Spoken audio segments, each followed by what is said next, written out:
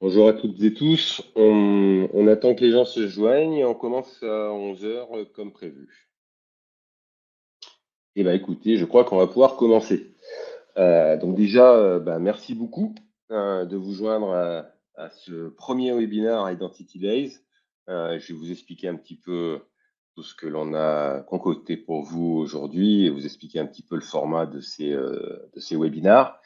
Je me présente rapidement, Sylvain Cortés. Je reviendrai un petit peu sur mon parcours tout à l'heure, mais l'idée au départ, c'est vraiment de vous présenter ce qu'on a voulu faire pour vous en termes de webinaires sur cette année. Euh, Peut-être que certains connaissent l'événement. En fait, moi, je suis président d'une association qui s'appelle l'Acadime et qui organise tous les ans un événement à Paris qui s'appelle Identity Days et qui a pour vocation de, on va dire, fédérer tous les acteurs autour de la gestion des identités, des accès, de la cybersécurité, des identités. Et il y a eu beaucoup de demandes en fait de la part des gens qui venaient à cet événement qui n'a lieu qu'une fois pour que l'on puisse en fait entretenir le lien et fournir des informations tout au long de l'année. Donc on a décidé avec l'association cette année de produire en fait des webinars un par mois sur des thématiques qu'on va dire généralistes. Donc l'idée c'est vraiment de donner une vision de fond sur certaines thématiques que tout le monde utilise, soit en gestion des identités, soit en cybersécurité. Et le premier webinaire de cette série, c'est celui d'aujourd'hui, qui a pour objectif de vous expliquer Mitre, et en particulier Mitre Attack, et de vous donner les pistes pour mieux utiliser ce framework dans vos organisations. Quand je dis organisation, évidemment, au niveau des inscrits, on a à la fois on va dire des clients finaux, des organisations classiques, et on a également des intégrateurs, des revendeurs qui sont connectés à ce webinaire. Donc j'imagine que pour eux, c'est aussi mieux comprendre comment utiliser le framework dans le cadre de missions chez des clients. Euh, donc l'objectif d'aujourd'hui, encore une fois, c'est de partager avec vous des éléments sur Mitre et Mitre Attack. Donc voilà l'agenda, voilà ce qui nous attend pour cette journée. On va commencer par comprendre un peu mieux ce que c'est que Mitre, parce qu'en fait, il y a un certain nombre d'éléments qu'il faut que l'on précise dans le cadre de ce webinaire. Je me suis rendu compte quand j'ai construit la présentation, qu'en fait, il y avait des choses que je connaissais, bien sûr, parce que je suis là-dedans toute la journée, mais des choses qui ne sont pas forcément évidentes pour tout le monde en termes d'organisation. Pourquoi Mitre? C'est quoi la relation entre Mitre et le gouvernement américain? Quels sont les différents projets du Mitre, c'est quoi Mitre Attack, c'est quoi Mitre Attack Enterprise. Donc voilà, on va essayer de, de faire le contour de l'ensemble de ces éléments. Et puis ensuite, on va aller dans le framework Mitre Attack Entreprise, puisque Mitre Attack Entreprise est en fait un framework de cybersécurité, c'est-à-dire, pour faire très simple, quelque chose qui va aider la partie défensive à mieux comprendre ce qui se passe côté offensif. On va revenir évidemment en profondeur là-dessus. Alors, rapidement, pour me présenter, moi je m'appelle Sylvain Cortés. Comme je vous l'ai dit, je fais partie de l'association qui organise les Identity Days tous les ans. Je suis Microsoft MVP depuis un certain nombre d'années maintenant.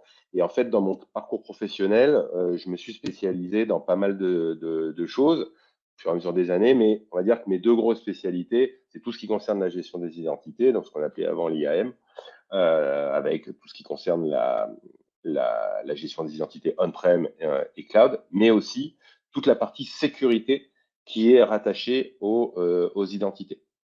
Et puis depuis le mois de juillet, en fait, je travaille également pour une entreprise qui s'appelle Acuity et qui est le sponsor de cet événement parce que je ne vous l'ai pas dit en introduction, mais le format qu'on va donner en fait à ces webinaires, c'est de parler d'un élément de fond et d'associer en fait un sponsor pour couvrir au niveau de l'association les coûts d'hébergement, les coûts de la plateforme, puisque malheureusement, tout ça n'est pas gratuit.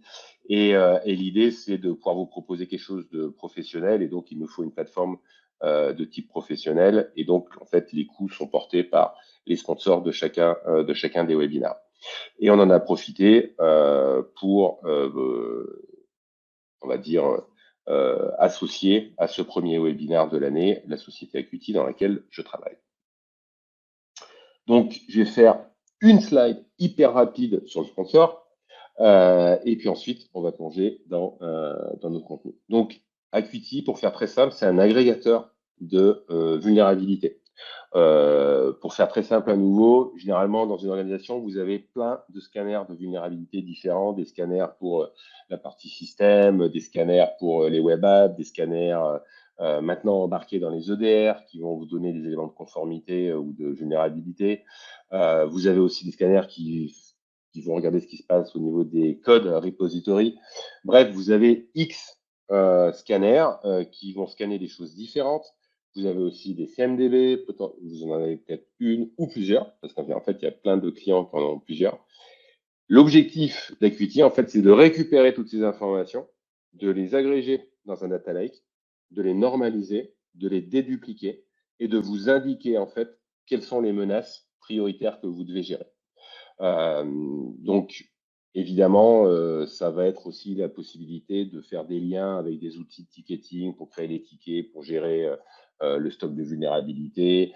Ça va être la possibilité de se connecter avec des outils type SOAR, etc. Donc, pour résumer, Acuity, en fait, c'est une plateforme qui ingère de la donnée de vulnérabilité, qui la traite, qui vous la présente d'une façon simple et qui vous aide à prioriser vos éléments de rémédiation et vos actions de rémédiation, puisque comme vous le savez à peu près toutes et tous, j'imagine, il est à peu près impossible de gérer tout le stock de vulnérabilité de l'entreprise, donc il faut absolument les prioriser.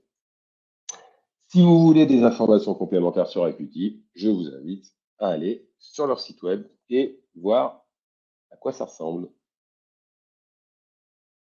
La minute sponsor est terminée. On va pouvoir maintenant aller au cœur du sujet et commencer à parler de Mitre et de Mitre Attack. Alors déjà, on va commencer par éclaircir c'est quoi Mitre. Donc, parce que, comme toujours, il faut être précis dans les termes qu'on utilise. Mes anciens élèves, j'ai vu qu'il y en avait certains qui s'étaient inscrits, savent que c'était quelque chose que je répétais très régulièrement pendant mes cours. Il faut être précis dans ce qu'on raconte et en fait, il faut être précis dans les termes qu'on utilise pour être clair et ne pas laisser d'ambiguïté sur ce qu'on présente. Mitre, c'est en fait l'équivalent d'une association. Donc, ce que les Américains appellent for non-profit organization or for not-profit institution. Donc, en fait, c'est l'équivalent d'une association de 1901 en France. Mais bien sûr, comme toute association, elle a besoin d'être financée. Et en fait, c'est une association, mais qui est financée, pour faire très simple, par le gouvernement américain. Avec beaucoup d'employés, un gros budget, et l'objectif de Mitre, c'est en fait de synchroniser et d'organiser tous les efforts nationaux en termes de cybersécurité aux États-Unis. Dans ce cadre, ils ont énormément de mandats. Donc un mandat, c'est, on va dire, un projet à gérer ou une action à réaliser pour le gouvernement américain, au nom du gouvernement américain. Et au travers de ces mandats, ils ont énormément de partenariats avec d'autres entités américaines qui peuvent être soit des autres entités qui travaillent dans le monde de la cybersec ou tout simplement des entités nationales autour ou des ministères particuliers aux États-Unis. Donc, je ne vais pas tout détailler, ça a assez peu d'intérêt. Si vous allez sur le site de Mitre, vous retrouverez toutes ces informations. Mais donc, Mitre est une association financée par le gouvernement américain et qui a X mandats à gérer. Et encore une fois, dans mandat, on pourrait appeler ça des projets. C'est vraiment une organisation centrale, c'est-à-dire qu'il y a énormément de projets liés à la cybersécurité qui sont synchronisés et qui sont organisés par Mitre. Et on en connaît certains, évidemment, et on connaît particulièrement ce qu'on appelle Mitre Attack, sur lequel je vais revenir longuement dans cette session, mais il n'y a pas que Mitre Attack. Mitre, en fait, a en charge plein de projets, encore une fois, que vous pouvez retrouver sur leur site web. Il y a des choses liées à la cybersec de façon générale, mais aussi des projets particuliers liés en fait à des entités ou à même des verticaux particulier au niveau des États-Unis. Un des autres projets qui est géré par Mitre et qui est très connu dans le monde de la cyber, c'est la base CVE, donc ce qu'on appelle la base NVD, National Vulnerability Database. Et en fait, c'est Mitre qui gère ce référentiel. Donc les CVE, hein, pour rappel, c'est toutes les vulnérabilités connues à laquelle on attribue un numéro avec des informations, un niveau de sévérité, etc., etc. Donc c'est Mitre en fait qui gère cette partie-là également. Donc Mitre Attack, le framework Mitre Attack, n'est que un des projets que Mitre gère, et il y en a des dizaines et des dizaines au niveau du territoire américain. Deuxième élément important, il ne faut pas confondre Mitre et Mitre Ingenuity. Mitre est une association qui a pour vocation encore une fois, d'aider et de développer des grands projets, on va dire, agnostiques en termes d'usage. Typiquement, la base de données CVE, ça concerne tout le monde. Le framework Mitre Attack, ça concerne tout le monde. Mitre Ingenuity, c'est en fait le pendant professionnel de Mitre. Donc Mitre Ingenuity, en fait, a été créé pour appliquer ou pour aider à l'application des grands principes qui vont être édictés par Mitre. Donc, il faut vraiment voir Mitre comme quelque chose de gouvernemental, une association qui génère des grands projets et des projets génériques. Et Mitre Ingenuity, c'est l'application professionnelle de ces projets, pour faire simple. On va revenir un peu plus loin sur Mitre Ingenuity parce que ils sont porteurs d'éléments importants vis-à-vis du framework Mitre Attack. On y reviendra un petit peu plus tard.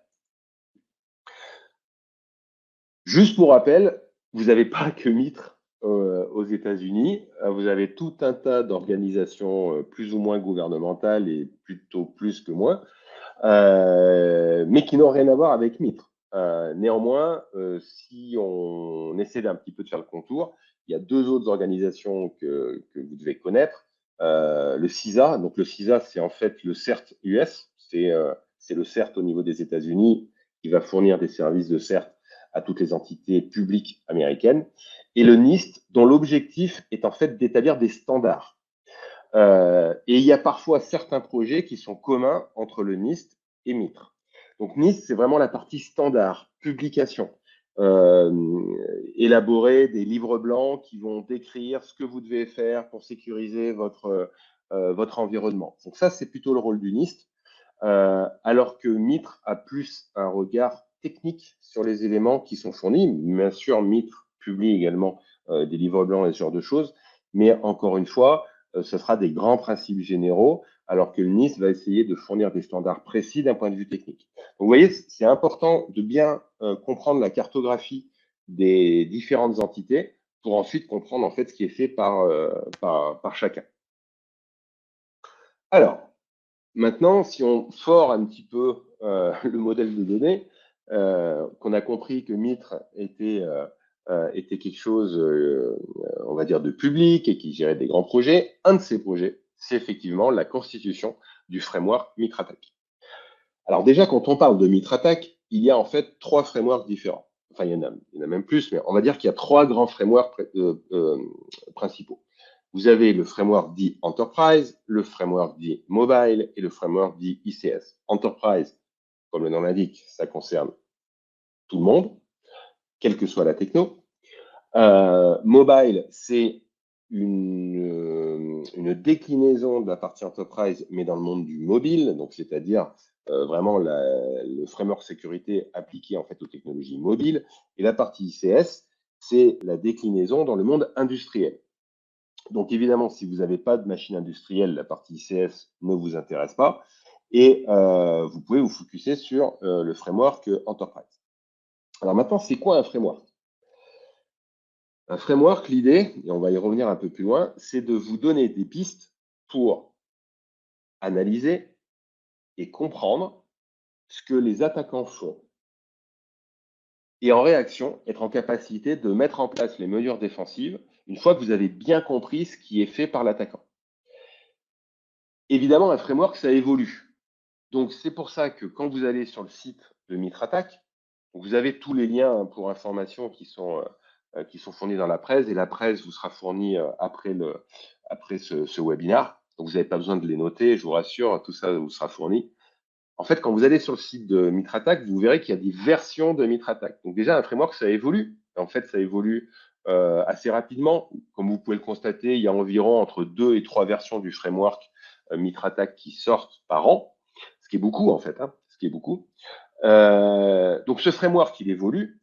Dans chacune des évolutions, on va vous fournir en fait ce qui est différent avec l'ancien, ou plutôt ce qui a été rajouté au niveau du framework. Et l'objectif du framework, c'est évidemment d'être toujours à jour par rapport à ce qu'on constate lié aux activités des attaquants. On voudrait également parler de quelque chose qui s'appelle MITRE, Attack Mitigations. Donc Mitigations, en fait, c'est le pendant purement défensif de MITRE Attack. Donc MITRE Attack Enterprise, c'est un concept global, ok. On va caractériser, je vais revenir plus loin, ce que font les attaquants lorsqu'ils vont vouloir vous attaquer.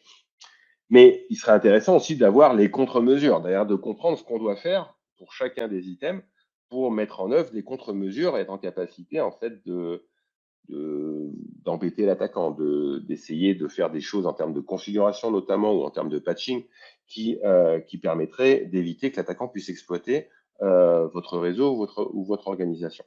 Et en fait, ça, c'est mitigations. Donc, vous avez MITRE Attack Enterprise Mitigations, MITRE Attack Mobile Mitigations, MITRE Attack ICS Mitigations. Donc, mitigations, c'est vraiment une liste de choses que vous devez faire pour contrer, en fait, les différents éléments qui sont décrits dans le framework MITRE Attack Enterprise, disons.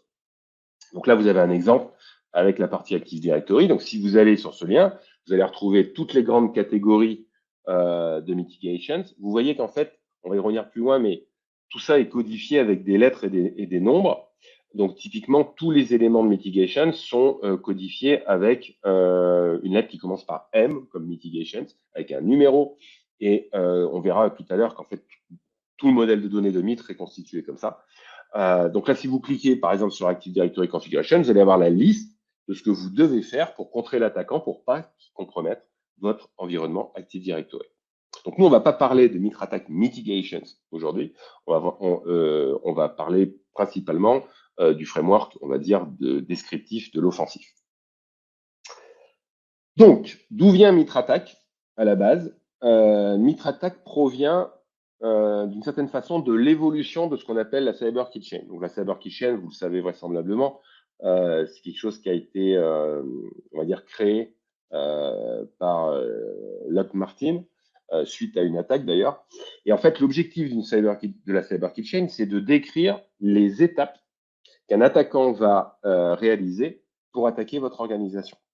Donc là, on a on a les étapes décrites par Lockheed Martin, la reconnaissance, la constitution de l'arsenal offensif, le delivery de la première charge, l'exploitation, le command and control et les différentes actions qui sont rattachées aux objectifs de l'attaquant. La Cyber Keychain telle que Lockheed Martin l'a créée est très généraliste, c'est-à-dire que ça ne va pas dans les détails ensuite des techniques utilisées par les attaquants. Ça donne des grands principes, ça donne des grands ensembles, mais à un moment donné, c'est pas très précis. L'idée de MITRE Attack Enterprise, en fait, c'est de définir tous les éléments qui vont en fait être utilisables par un attaquant pour réaliser ce qu'on appelle un chemin d'attaque. Donc un chemin d'attaque, rappelez-vous, c'est l'attaquant part d'un point A, il a pour objectif le point B, mais il a plusieurs moyens d'accéder en fait à ses objectifs. Et pour accéder à ces objectifs, il va faire des sauts de puce de système en système, et il va utiliser en fait sur chacun des systèmes soit une CVE non patchée, soit une mauvaise configuration de ce système. Puisqu'en fait, on peut résumer à peu près toutes les attaques à l'exploitation d'une CVE non patchée ou l'exploitation d'une mauvaise configuration du dit système. Donc, évidemment, cette espèce d'arborescence passe toujours par certaines étapes et certaines techniques qui sont utilisées. Donc, l'objectif de MITRE Attack Enterprise, c'est justement de décrire ces éléments. Donc là, vous avez un exemple de matrice, puisqu'on appelle ça une matrice, de la matrice MITRE Attack Enterprise, où vous retrouvez en fait en haut, donc par exemple, vous avez l'exemple avec Privilege Escalation, qui est une des tactiques. Donc, vous avez en fait ce qu'on appelle les tactiques, c'est en gros les étapes qui vont être utilisées par l'attaquant pour compromettre votre environnement. On peut considérer plus ou moins que les tactiques que vous voyez à l'écran sont par ordre chronologique. Alors, ce n'est pas toujours exactement le cas, mais typiquement, on va d'abord faire de la reconnaissance et ensuite, on va aller attaquer le système. Maintenant, parfois, il y a des tactiques qui sont difficiles de placer. Que typiquement, la tactique de discovery, c'est quelque chose qui est en fait souvent en amont de pas mal d'actions au niveau du système et c'est quelque chose qui peut être répétitif. C'est-à-dire qu'on peut avoir un premier discovery qui est lié à un VLAN, puis un deuxième discovery parce qu'on est monté en privilège qui est lié à une autre partie du réseau. Donc, il y a certaines tactiques qu'en fait, on va retrouver dans la kill chain et dans la séquence d'attaque plusieurs fois. Mais globalement, on peut considérer qu'on va dire c'est par ordre chronologique. Dans une tactique, vous avez ce qu'on appelle des techniques. Donc les techniques, comme vous pouvez l'imaginer, ce sont en fait les techniques utilisées par les attaquants pour réaliser, au sein de cette tactique, pour réaliser les différentes actions qu'ils ont besoin de réaliser. Et depuis un an et demi, si je ne dis pas de bêtises, ou 2 ans, Mitre a également inséré au sein de certaines techniques ce qu'on appelle les sub-techniques. Donc, on va y revenir tout à l'heure. Et vous voyez, en fait, sur le schéma de la matrice, toutes les techniques avec une espèce de petit truc gris à droite, là, qui correspond à un truc pour déplier. En fait, ça veut dire qu'à l'intérieur, vous avez des sub-techniques, donc des façons de réaliser cette technique différentes qu'on va maintenant pouvoir retrouver dans le framework MitraTac. Au tout début, vous voyez qu'il y a marqué reconnaissance et resource development.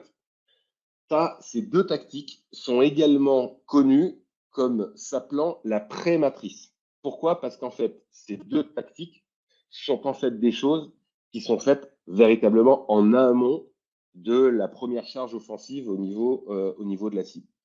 Et c'est tout ce qui concerne la reconnaissance externe. Donc la reconnaissance externe, la différence entre le discovery interne et la reconnaissance externe, c'est que la reconnaissance externe, on va utiliser des sources ouvertes ou les réseaux sociaux, par exemple, pour trouver des informations sur la cible.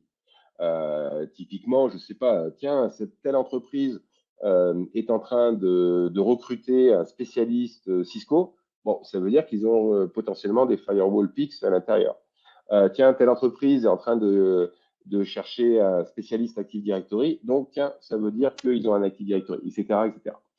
Donc, il y a X moyens de faire de la reconnaissance et rien qu'avec les sources ouvertes, et si on est un peu spécialiste du sujet, on recueille énormément d'informations. D'ailleurs, je pense que la recherche en sources ouvertes sera peut-être un des prochains webinaires qu'on fera dans le cadre des webinaires Identity Days. Et donc, ces deux tactiques sont souvent sont connues comme étant ce qu'on appelle la pré-matrice, parce qu'en fait, c'est un peu avant l'attaque véritable au niveau du système. Quand on fore le modèle de données de la matrice, on va donc avoir les différentes tactiques, on va avoir les techniques, et éventuellement, on va avoir les sub-techniques rattachées à une technique. Donc, typiquement, en fait, quand je suis sur la matrice Mitre au niveau de la page web, quand je clique sur une technique, je vais ouvrir pour avoir les sub-techniques. Et ce modèle de données, en fait, je vais pouvoir le forer. C'est-à-dire qu'en cliquant, je vais pouvoir avancer dans la matrice pour recueillir des informations. Donc là, ici, je vois que je suis sur une sub-technique.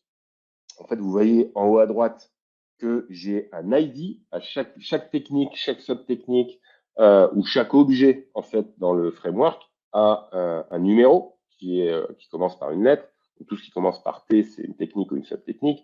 Donc on voit que là, je suis sur la sub-technique 1134.005 qui appartient à la technique 1134. Et le modèle de données est toujours le même. Quand je clique, je vais avoir un certain nombre d'informations. Je vais avoir l'ensemble des procédures. Alors, ce qu'on appelle les procédures, c'est plus ou moins les charges offensives, donc les outils utilisés par les attaquants. Donc là, dans mon exemple, en fait, pour exécuter cette sub-technique, je peux utiliser Empire ou Mimikatz. On va retrouver le lien vers le framework mitigation, c'est-à-dire qu'est-ce que je peux faire pour essayer de contrer en fait cette technique ou cette sub-technique. Donc là, je vais avoir le lien vers la partie mitigation et on retrouve en fait des choses liées à, dans ce cadre-là, à l'Active Directory configuration. Mais évidemment, je peux en avoir plusieurs. Parce que parfois, pour contrer une technique ou une sub-technique, j'ai plusieurs choses à faire d'un point de vue défensif pour essayer de ralentir l'attaquant. On va également avoir des éléments sur la partie détection. Comment je peux faire pour détecter, et à nouveau, tous les objets de détection sont référencés avec une lettre et un numéro. Vous voyez que ça commence toujours par D, et typiquement, je vais pouvoir, au niveau d'Active Directory, monitorer si quelqu'un tente de modifier la valeur SID historique. S'il y a un élément sur lequel le framework Mitre, à mon avis, n'est pas assez, on va dire, étendu ou n'est pas assez complet, c'est vraiment sur cette partie détection. Alors après, c'est compliqué parce qu'en fait, des moyens de détecter de l'injection dans SID History, il y en a X. Mais voilà, sur cette partie de détection, je pense qu'il y a encore du travail à exécuter. C'est pas encore complètement, exhaustif, mais disons que ça vous donne des pistes pour, typiquement, sur votre EDR, sur votre SIEM, sur votre outil, là, on parle d'ici d'Active Directory, sur votre outil de sécurité Active Directory, les pistes qui vous permettraient de détecter l'exécution des procédures pour réaliser cette technique ou cette sub-technique de la part des attaquants. Autre partie d'une technique et sub-technique, on va avoir les procédures, mais on va aussi avoir parfois des softwares associés, c'est-à-dire une liste de softwares qui peuvent être utilisés également dans le cadre de l'exécution de la technique. Et donc, encore une fois, vous allez avoir, en cliquant sur la partie procédure, des informations complémentaires. Donc là, quand on clique sur la procédure Empire, je vais avoir des sous-versions, si je puis dire, d'Empire. Donc soit Empire compilé, soit Empire en version PowerShell, soit Empire en version Python, etc. Et je vais retrouver, puisqu'en fait c'est une base de données, hein, Mitre Attack Enterprise, donc je vais retrouver aussi l'ensemble des techniques et sub-techniques qui vont, dans lesquelles en fait Empire va être utilisé. Donc je peux passer par les techniques, arriver sur les outils, ou faire l'inverse, en fait, d'une certaine façon. Un élément qui est intéressant, mais je ne sais pas à quel point, on va dire, c'est vraiment mis à jour de façon poussée. Quand on clique sur une procédure, on va également avoir la liste des groupes d'attaquants qui utilisent cet outil. Alors là, c'est toujours très compliqué parce que ça nécessite évidemment d'être en capacité de faire de l'attribution entre un outil et un groupe. Et comme vous le savez, si vous travaillez dans la cyber, forcément, l'attribution est toujours quelque chose de bancal ou de compliqué à réaliser, que ce soit l'attribution réelle d'une offensive dans une cible ou l'attribution d'outils à des groupes d'attaquants. Néanmoins, ça donne des pistes parce que certains de ces groupes ont des spécialités et agissent au niveau de certains verticaux. Donc là, ce qui est intéressant, je trouve, c'est qu'en fait, quand on va aller ensuite se documenter sur ces différents groupes d'attaquants, ça va permettre en fait d'avoir des éléments complémentaires qui vont permettre à nouveau d'améliorer la partie défensive. Un groupe d'attaquants, pareil, quand on clique dessus, on va avoir en fait la liste des techniques qu'il va utiliser, des techniques ou des sub-techniques. Donc là, j'ai pris l'exemple, un des exemples les plus connus, APT41. Donc ça va permettre en fait à nouveau d'avoir dans ce modèle, j'ai un groupe d'attaquants, je sais qu'il agit sur les banques, par exemple. Donc derrière, je sais les techniques qu'il utilise et donc derrière, je vais me documenter sur les contre-mesures pour être en capacité d'empêcher ou de détecter l'usage de ces techniques ou ces sub-techniques. J'ai passé la partie campagne. Alors, maintenant, une fois qu'on a compris un petit peu la matrice, quels sont les outils qui me sont fournis, qui sont à ma disposition pour exploiter, utiliser, manipuler les datas dans cette matrice? Alors, évidemment, le premier outil dont j'ai même pas parlé dans cette section, c'est le site web. Si vous allez sur le site web et que vous cliquez en fait dans les différents éléments de la matrice, vous allez en fait avoir tout un tas d'informations qui sont extrêmement utiles et qui vont vous permettre de vous documenter sur le framework et sur les différentes techniques, sub-techniques, etc. Néanmoins, c'est une façon, on va dire, simpliste d'exploiter le framework. Il y a autour du framework un ensemble d'outils que vous allez pouvoir utiliser pour automatiser des choses, pour mieux documenter les choses ou pour mieux vous représenter le modèle de données. Alors, un des éléments que beaucoup de clients font, évidemment, quand je dis client, c'est voilà, organisation en fait, au sens large du terme, c'est tout simplement d'avoir la version de ce framework, mais au format Excel. Alors, ça paraît tout bête, mais il y a encore, et croyez-moi, dans le monde de la gestion des vulnérabilités, je pense que 50% des clients que je vois gèrent encore leur stock de vulnérabilités avec un fichier Excel. Je sais que ça paraît fou, mais c'est vrai. Donc, il y a encore beaucoup de gens qui bossent dans la cyber qui, en fait, leur outil journalier, c'est Excel. Il est tout à fait possible de récupérer les données de la matrice, enfin des matrices Mitre Attack, que ce soit Enterprise, Mobile ou ICS, sous la forme de fichiers Excel. Donc, vous avez le lien qui est ici. Donc, vous pouvez soit récupérer l'intégralité du framework au format Excel, ou vous pouvez vous concentrer sur les matrices. Donc, les matrices, c'est encore une fois des tactiques, techniques, sub-techniques. Uniquement la partie mitigation sur la partie défensive, ou si vous voulez avoir que les informations liées par exemple au groupe d'attaquants, vous pouvez récupérer que ce fichier-là, etc.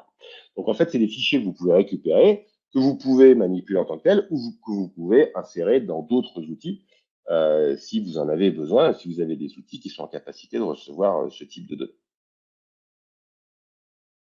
Excel, c'est bien, mais il se trouve qu'il y a un format, donc là je vais passer un poil de temps dessus, qui s'appelle Stix, et qui permet de normaliser les données qu'on va vouloir ingérer dans de la CTI, donc de la Cyber Threat Intelligence. Évidemment, quand on fait de la CTI, c'est extrêmement intéressant de mapper ces informations de CTI avec un framework. Parce qu'en fait, le framework, dans ce cas-là, va vous permettre de visualiser les étapes, voire de les colorer, de vous les représenter graphiquement. Et les outils de CTI utilisent un format de données qui s'appelle Stix. Juste avant de vous expliquer comment on va pouvoir utiliser ça avec le framework Mitre, en fait, parce que j'entends beaucoup quand je discute avec des gens ou quand je discute avec des gens pendant des conférences ou même parfois avec des étudiants, il y a une petite confusion entre ce que c'est que Stix et Taxi. Donc, Stix, c'est l'équivalent d'un JSON. On va dire que c'est un JSON avec un format de données particulier pour documenter des informations de CTI, donc de Cyber Threat Intelligence. Taxi, c'est en fait, on va dire, un protocole qui permet d'échanger ces données de CTI. Donc en fait, Stix, c'est un format de données, on va dire JSON, pour faire hyper simple. Et en fait, Taxi, c'est le protocole qu'on va utiliser entre différents outils pour échanger les données de CTI. Pour faire simple, c'est ça. Mais il ne faut pas croire que Taxi, c'est un concurrent de Stix, que j'entends fréquemment. Ça n'a au final rien à voir. Ça fait partie de deux modules, si je puis dire, différents dans la gestion de la CTI. Et Stix et Taxi sont des protocoles ou des modèles de données qui ont été initiés au préalable par le CERT-US, donc encore une fois, si vous avez suivi le début, par le CISA. Et maintenant, en fait, les deux projets de formatage de Stix et de définition de ce que c'est que Taxi ont été fournis en fait à Mitre et à Oasis. Donc en fait, c'est une gestion commune Mitre-Oasis de l'évolution en fait de ce modèle de données et de modèle de protocole pour échanger des données de type CTI. Quand on regarde en fait Stix, on retrouve des choses très très proches en termes d'objets de ce qu'on a dans la matrice Mitre.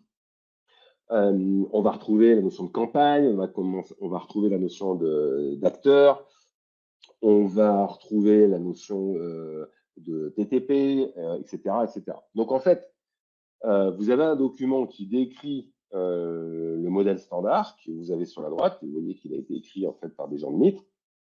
Et c'est assez intéressant de pouvoir récupérer en fait la matrice Mitre au format fixe pour l'ingérer et pour manipuler de la donnée dans des outils de CTI. Et en fait, vous pouvez le faire. Donc, vous avez un repo GitHub sur lequel vous pouvez récupérer en fait l'intégralité des 3 frameworks, que ce soit ICS, je crois qu'il n'y a pas mobile, je crois qu'il y a qu'ICS et Enterprise pour l'instant, mais que vous pouvez récupérer au format Stix pour l'insérer dans votre outil de CTI. Et petit cocorico, puisque c'est un webinaire en français, on en profite. Pour information, je ne sais pas si vous connaissez, mais il y a un outil open source qui s'appelle OpenCTI, qui donc est capable d'ingérer du Stix et qui est un projet français et qui est plutôt sympa et qui à l'origine a beaucoup été porté par un ex de l'ANSSI, qui est plus à l'ANSSI maintenant, mais qui avait beaucoup travaillé sur le projet OpenCTI. Donc, si vous recherchez des outils pour gérer des informations de type CTI, je vous invite évidemment à télécharger l'outil et à le tester. C'est un très bon outil. Autre outil à disposition lorsque vous voulez documenter les éléments autour de la matrice Enterprise, vous avez ce qu'on appelle l'attaque Workbench qui va vous permettre en fait de récupérer les éléments de Mitre et de les enrichir en termes d'informations. Donc en gros, c'est un peu comme un truc de CTI, si vous voulez, mais en beaucoup plus léger et qui est dédié à la matrice Mitre. Et c'est un projet que vous pouvez télécharger à nouveau sur GitHub, mettre en offline, et ça va vous permettre de renseigner des éléments, des notes, des comments associés à des techniques, des sub-techniques. Et c'est une mini CTI, on va dire, dédiée à lui. Autre possibilité de manipulation, vous avez un ensemble de scripts accessibles qui vous permettent de récupérer, manipuler, ingérer, extraire des données depuis Mitre et qui sont sous la forme de scripts Python. Donc, il y a 2 projets qui existent. Il y en a un qui n'est pas mis à jour très souvent, qui est celui-ci. Donc, je ne vous conseille pas trop d'utiliser celui-là, mais plutôt d'utiliser celui-ci. Alors, il y a des différences entre les 2 projets, parce que entre les 2 projets, comme vous pouvez l'imaginer, s'il y a 2 projets, c'est qu'on ne peut pas faire exactement les mêmes choses avec les scripts Python qui sont fournis. Néanmoins, je vous invite à commencer avec celui-là. Et ça va vous permettre en fait d'avoir des modules Python qui vous permettent de manipuler les données, les données pour, encore une fois, ingérer de la donnée, exporter votre matrice au format JSON. Voilà, donc c'est relativement simple, c'est du Python et c'est plutôt bien documenté. Donc, même si vous n'êtes pas un expert Python, vous devriez y arriver assez facilement. Alors, j'ai parlé de JSON, d'extraire en fait des informations de Mitre au format JSON. C'est notamment utilisé dans le cadre de cet outil, qui est un outil super connu, on va dire, pour la plupart des gens qui travaillent dans la cyber, qui s'appelle l'Attack Navigator. Donc, l'Attack Navigator, c'est en fait une interface qui vous permet en rajoutant des filtres, des couleurs, des conditions, etc., de vous représenter sur une interface vos risques dans l'entreprise. En fait, l'objectif, ça va être typiquement, ce qu'on pourrait faire, c'est je récupère des informations sur mes mauvaises configurations ou c'est les vulnérabilités ouvertes chez moi et je veux projeter sur Mitre où sont mes risques les plus importants. Et vous pourriez projeter avec des couleurs, typiquement. Et donc, vous allez, en tant que défenseur, mettre, on va dire, l'accent, le focus sur les éléments sur lesquels vous considérez que c'est les plus importants. Donc, vous allez pouvoir visuellement voir ce type de choses.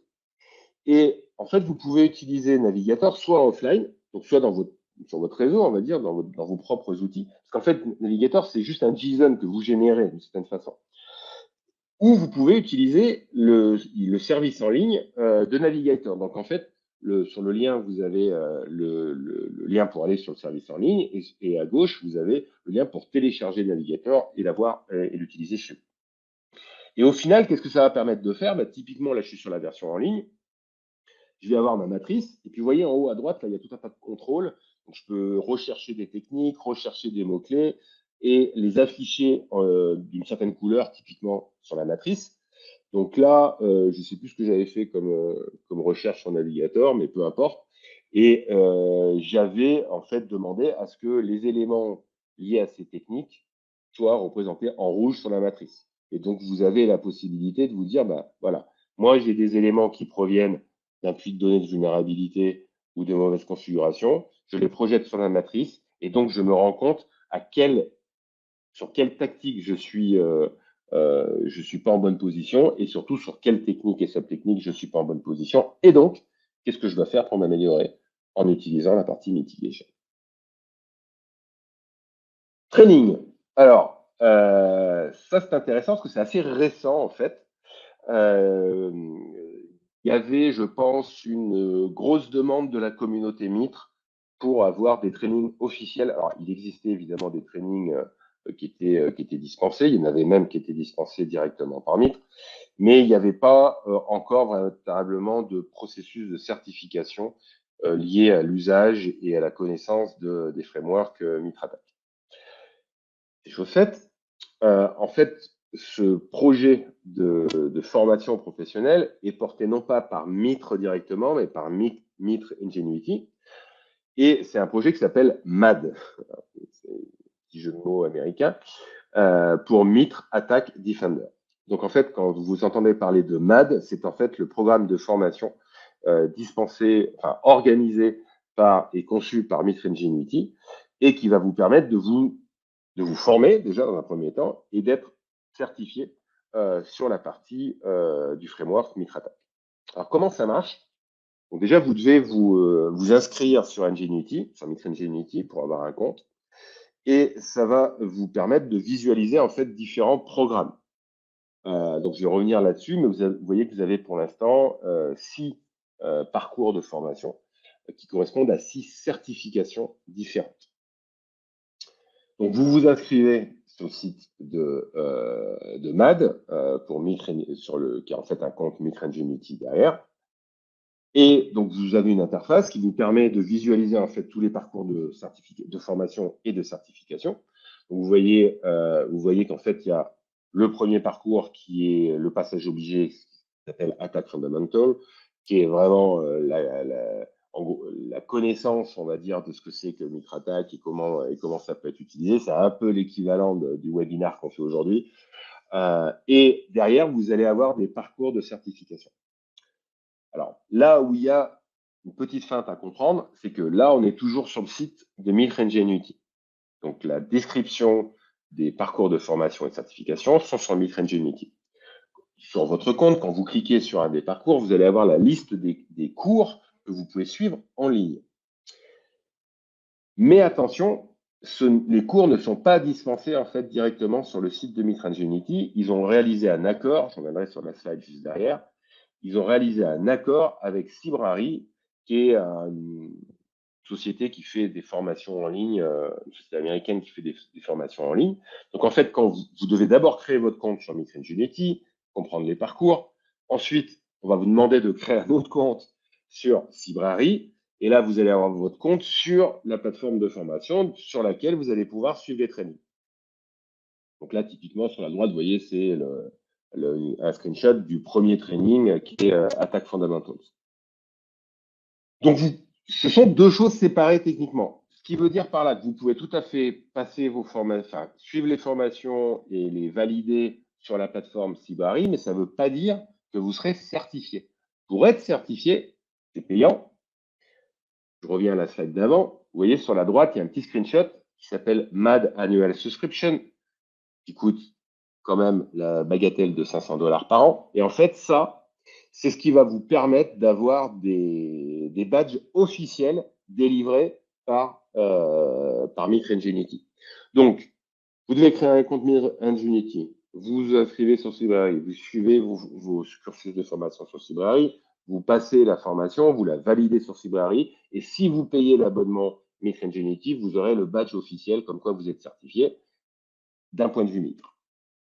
Néanmoins, vous pouvez tout à fait avoir le template de certification comme quoi vous avez passé la formation uniquement avec la plateforme de formation Cybrary qui vous délivrera une équivalent de diplôme, mais ce diplôme n'est pas tamponné par Mitre. Vous comprenez, il faut bien qu'il fasse un petit peu d'argent même avec ça. Pour conclure cette session. Alors, évidemment, vous l'avez compris, l'objectif, c'était de vous faire vraiment une vision à 360 de ce que c'est que Mitre Attack, parce qu'il y a beaucoup de gens beaucoup de gens connaissent, mais au final, quand on gratte, ils n'ont pas la maîtrise de ce que l'on peut faire avec et de comment ça fonctionne. Donc, avec les supports, vous aurez tous les liens vers tous les outils, toutes les matrices, etc., ce que vous pouvez télécharger sur GitHub. Mais il fallait trouver une conclusion un petit peu à tout ça. Donc, évidemment, cette session, c'est que la première porte ouverte. Je vous invite à aller en profondeur sur Myth parce que c'est vraisemblablement le framework de sécurité qui est le plus utilisé maintenant côté cyber. Par contre, ce qu'il faut comprendre, c'est que Mitre Attack ne peut pas tout couvrir. Par définition, il est impossible de tout couvrir d'un point de vue tactique, technique, subtechnique de la part d'un framework.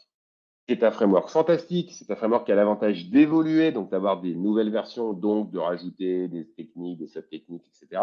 C'est pas quelque chose de figé, donc ça c'est très bien. Mais il faut pas penser que parce qu'on va couvrir tout Mitre Attack en termes défensifs, on est sécurisé. C'est extrêmement utile, ça permet de se représenter les choses, ça permet de se représenter la méthode offensive, les méthodes offensives, mais c'est pas techniquement possible évidemment de tout gérer avec un framework. Le deuxième point qui est important, et j'adore cette phrase, je vous ai mis le lien vers l'article Medium parce que j'adore cette phrase, stop seeing it as something to cover. L'objectif n'est pas de couvrir Mitre Attack. Ce que vous gérez, c'est des risques, des menaces. Un framework va vous aider à définir vos risques et les menaces les plus importantes pour vous. Mais l'objectif, c'est pas de se dire, d'un point de vue défensif, je suis capable de couvrir toutes les techniques et subtechniques du framework Mitre Attack. C'est pas ça l'objectif. L'objectif du framework, c'est de vous aider à définir vos risques et menaces. Donc attention, faut pas inverser l'outillage. Un framework de sécurité est là pour vous aider à définir vos risques, mais c'est pas la définition du risque en tant que tel. C'est un des outils qui vous permet de définir de façon très fine, on est d'accord, les risques associés aux méthodes des attaquants. Mais il y a plein d'autres outillages dont vous avez besoin ou d'autres méthodes dont vous avez besoin pour couvrir vos risques et comprendre les menaces qui pèsent sur vous. Pour terminer, je vous invite, j'ai plus que 2 ou 3 slides, je vous invite évidemment à vous abonner à la page LinkedIn des Identity Days pour avoir les informations liées aux prochains webinars qui vont arriver. J'ai pas encore toutes les thématiques, il y en a une qui est à peu près certaine, c'est l'OSINT, donc on fera un webinar sur la recherche source ouverte. Je vous invite également à vous abonner là-dessus parce que vous aurez les infos sur le prochain événement parisien qui aura lieu en octobre 2023. Si les sujets de cybersécurité, de gestion des identités ou que sais-je vous intéressent, je vous invite également à me suivre sur LinkedIn. Je poste sur LinkedIn et Twitter, mais je suis beaucoup plus actif sur LinkedIn parce que je trouve que le format est plus facile. J'aime pas me limiter à un nombre de caractères. C'est un truc qui m'énerve prodigieusement. Alors même si on peut faire des fils de discussion sur Twitter, bref, je suis pas un Twitter fanatique. Mais voilà, quand j'ai des informations utiles dans le monde de la cyber, je les publie dans mon fil LinkedIn pour essayer un peu d'aider la communauté. Et puis, bien évidemment, je vous invite à aller sur le site du sponsor de cet événement, si vous voulez en savoir plus sur ce que fait Acuity, notamment en termes de gestion des vulnérabilités. Et on va pouvoir passer aux questions. Alors, Questions, je vous invite à les mettre dans le pool de questions. Alors, j'ai une question. Donc, je ne sais pas si vous avez vu, mais dans l'interface, vous avez le chat, puis vous avez un endroit où vous pouvez poser toutes vos questions. Question, est-ce que Cibrari est payant? Alors, oui et non. Donc Cibrari, pour rappel, c'est la plateforme de training liée à MAD pour avoir les certifications MITRE, enfin, faire les parcours de formation. Une partie est gratuite, une partie est payante. Et en ce qui concerne MITRE, pour l'instant, tout ce que j'ai suivi était gratuit. Alors, j'ai pas fini tous les parcours de certification et de formation. J'ai pas vérifié s'ils étaient tous gratuits. Pour l'instant, tout ce que j'ai fait, c'était gratuit. Et donc, vous pouvez commencer tout à fait à utiliser Cibrari. Par contre, évidemment, Cibrari, ils font d'autres types de formations. Je sais pas, ils font des formations sur, j'en sais rien, Azure, Python, etc. Donc là, c'est des trucs payants. Mais ils ont un accord avec MAD pour fournir, on va dire, les formations de façon open.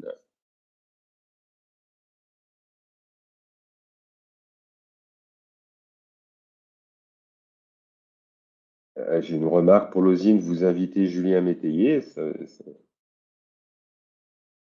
Vincent lit dans mes pensées. J'ai une remarque, ça serait bien de faire une version francisée.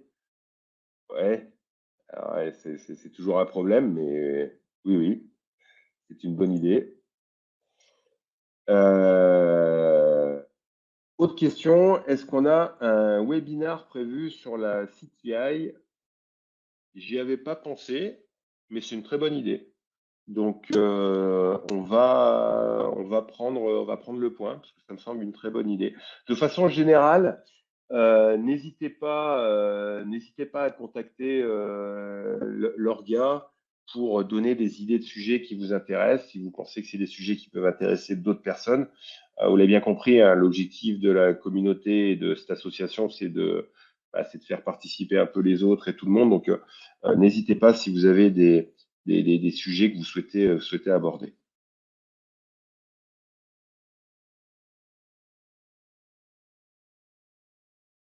J'ai une question d'Anthony. Y a-t-il des mappings entre les TTP et des security, je pense qu'il voulait dire security cloud controls? Alors, oui. Alors déjà, on en retrouve directement dans la matrice enterprise. Et alors, j'ai plus le lien en tête, mais il faudrait rechercher sur votre moteur de recherche préféré. Si j'y pense, j'essaierai de le rajouter dans le document avant qu'on l'envoie. Il y a deux personnes qui sur GitHub ont publié des versions, on va dire, de Mitre Attack dédiées au cloud. Donc, où on ne retrouve que les éléments cloud. Mais néanmoins, si vous allez déjà dans la matrice Mitre telle qu'elle est présente, vous pouvez filtrer en fait. Vous savez, avec le truc navigateur, là, vous pouvez filtrer et dire, mais moi, je suis intéressé uniquement sur les techniques et sub-techniques qui impactent le cloud. Vous aurez des choses qui vont apparaître.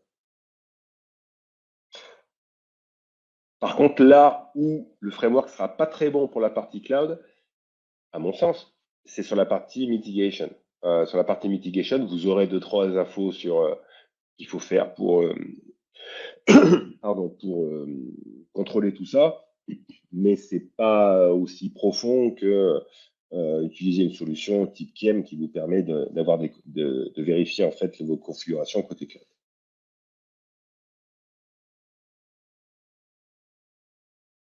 Alors, j'ai une autre question. Est-ce que Attack Navigator est comme Ping Castle?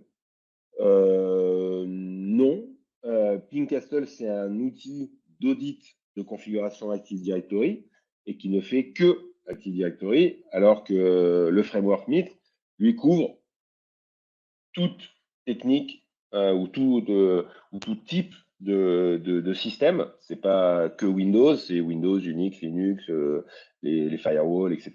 Alors que Ping Castle est un outil qui permet d'auditer uniquement l'Active Directory. J'ai une remarque de Vincent. Pourriez-vous faire une présentation aussi sur Alien Vault? Pourquoi pas? J'ai une question de Raphaël. Quelle est la valeur des certifications MIT sur ACV? Est-ce que c'est recherché par les entreprises en France? À mon avis, oui. Encore une fois, MitraTac, c'est vraiment le framework à la mode depuis quelques années. Il y en a d'autres, hein, il y en a d'autres. Mais c'est le framework que toutes les entreprises veulent utiliser. C'est le framework qui est ingéré dans la plupart des outils de sécurité de la part des, euh, des fournisseurs de solutions.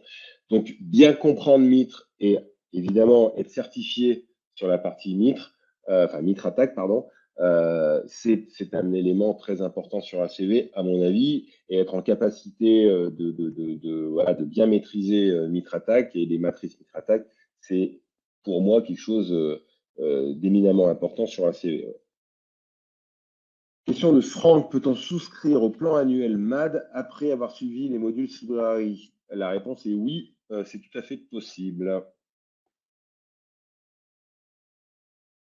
Bon, je crois qu'on arrive à la fin des questions.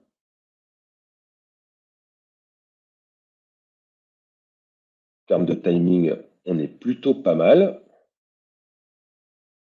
On est plutôt pas mal. On est plutôt pas mal en termes de timing. Il me reste plus qu'à vous remercier pour la participation à ce webinaire. J'espère que ce type de contenu, on va dire un peu généraliste sur des tendances de fond, a, a su vous intéresser.